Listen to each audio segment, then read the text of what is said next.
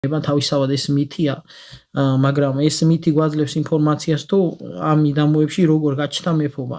ისინი უკავშირდებენ პირდაპირ ღმერთებს, რომ ღმერთი ჩამოვიდა და გამეფთა და ასე გაჩნდა მეფობა ირიდიუში, ანუ ქალაქ ირიდიუში. ეს იწყება შუმერული ცივილიზაციის ამ წყაროს მიხედვით სათავედ, საწყისად.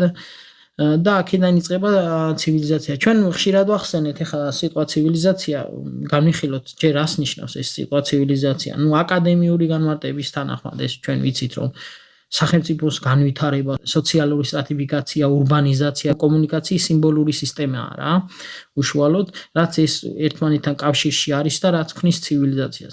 მაგრამ აქედან რა თქმა უნდა მნიშვნელოვანი არის ის კომუნიკაციური სიმბოლური სისტემა, რაც ჩვენ თავში ვახსენეთ და ამას მიუთითებს, რომ სწორედ დამწერლობა შექმნეს, რუსული დამწერლობა შექმნეს შუმერებმა.